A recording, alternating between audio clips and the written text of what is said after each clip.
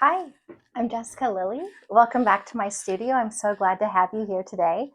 I have something really fun to look at with you, a brand new Gigantabox that I thought we would unbox and look inside.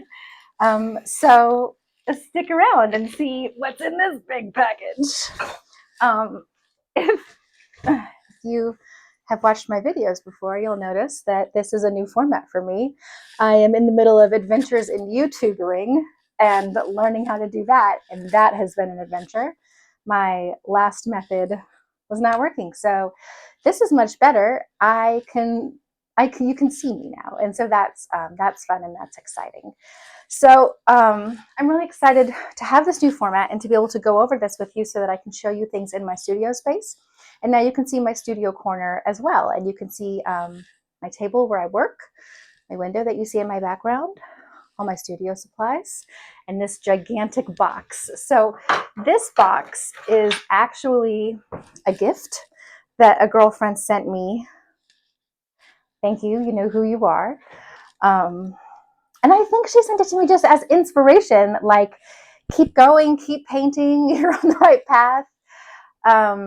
It's big, big, big paper. So a normal sized sheet of watercolor paper is 22 by 30 inches.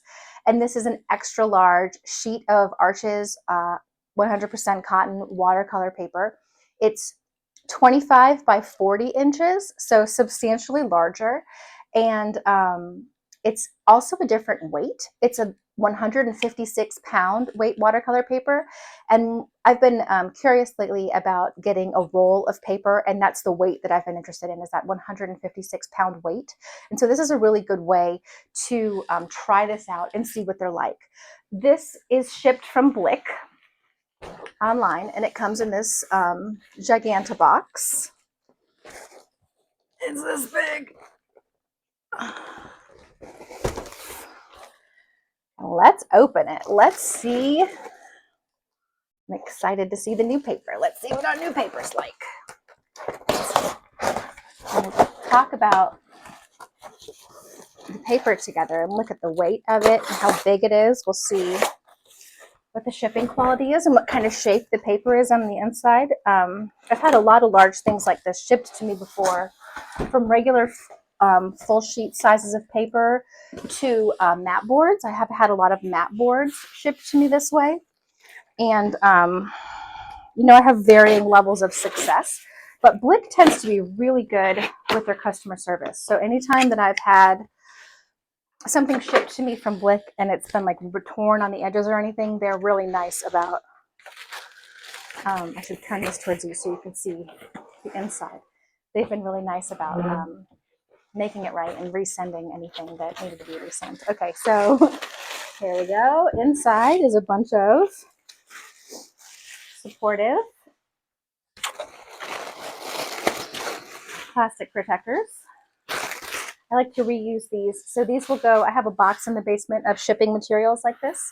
And when I ship things back out to people from online orders or any kind of somebody orders something from far away and I'm shipping it and it's not going to go in one of my gallery boxes, then I will reuse these materials, so I keep them. Okay, and then as expected, inside this box are some cardboards to protect our paper. So I'll pass the large box off to the side. And I tend to keep, sorry, I'm out of the frame here for a second. I tend to keep these large cardboards as well.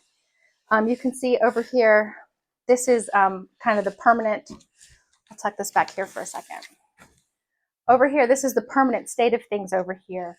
This is my supply shelf. And then right next to it here, I have these big cardboards. And inside of these big cardboards are my full sheets of mat board. And this is where I keep them so that I can access them. I have foam boards over here. I have large sheets of drawing paper, extra masonite boards that I paint on. And this just kind of lives next to my futon, which is our seating area, and my supplies over here in the corner of my office. And so after we go through these papers, I'm honestly just going to tuck, these cardboards, because the paper should be that same, bigger than where I keep the rest of my paper. I'm going to tuck these cardboards right in there. And these papers are going to live right here protected in these cardboards in their plastic sleeve. Okay, and here they are inside. They look like they're going to be in really good shape because they're taped in.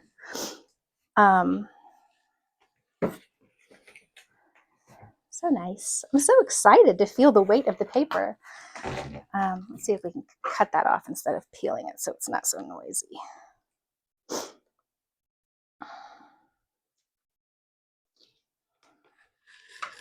I think we can do it. All right, so we are taped in here.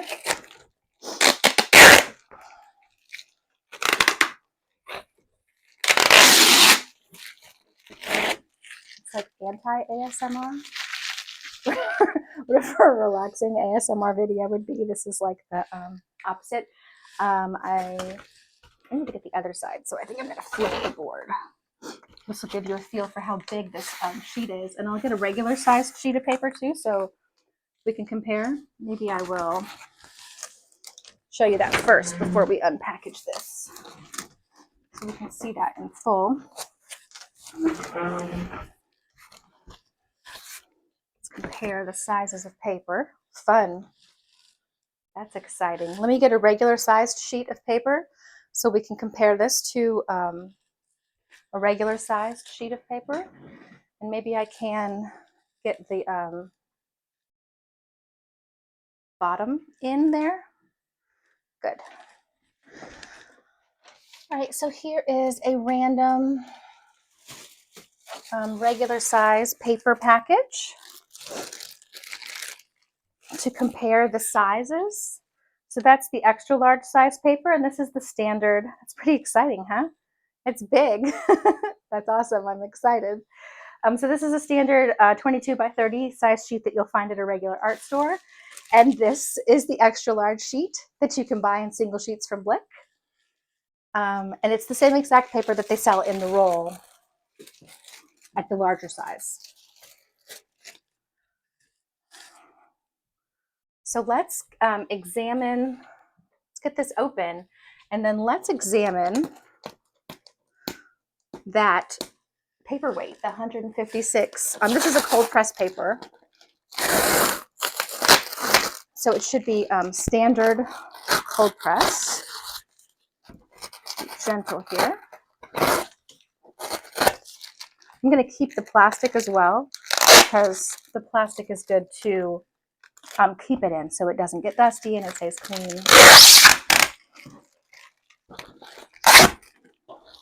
Now there's only 2 sheets in here, so we'll paint those up right away. All right, over here is my, this is my standard table where I work and do all my paintings. So that's a good place. It's a good place for us to put these gigantic papers down. See what that's like. All right, and I think we can go ahead and tuck these away into where they're going to have their home be. Just right in here. And the reason I'm not using the same other boards, that I have in there because the other boards are categorically mat board. And so now I'll have like a file folder system. Let me get on the other side so you can see. The other boards this is categorically mat boards. And so now I'll have like a file folder system of mat boards and gigantic paper sheets. And my 22 by 30 sheets live on the other side of the room in a bag. So those aren't going to move over here or anything like that. I don't want this to become too crowded, but I do like that I know it's kind of in like the pathway to get into my shelves, but I do like that it's really accessible and there's a lot of space here for me to get stuff out because the mat boards and the papers can be really big and I don't want to tuck them back in the corner because I would potentially bend them or injure them in some way, and that's not ideal. All right, we've got one more tape pull. I'm sorry.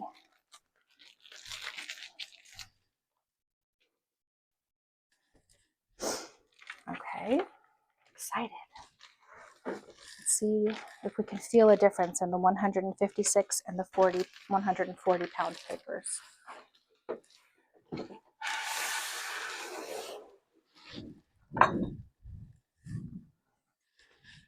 Cool. I really can't feel a difference. I think that it's a little heavier, which is, it's what it is. It's a little bit heavier than 140 pounds. So I'm curious to see what kind of a difference it makes when painting on it. It feels a little sturdier. For the bigger sheets, one of the things I can imagine is more beneficial about a more heavyweight paper is just that it's less likely to bow and bulk. Why 156 rather than just doing a 300 pound? I'm not sure. I find that in painting, I really love the Saunders 200 pound paper. That's substantially thicker than this. I'm excited to try this. It's a beautiful sheet of natural white arches, 156 pound, big enough to make a very large painting, which I am very excited about. Let's pull this. Let me pull myself back so you can see it at scale. Let's pull this back so you can see it at scale with me.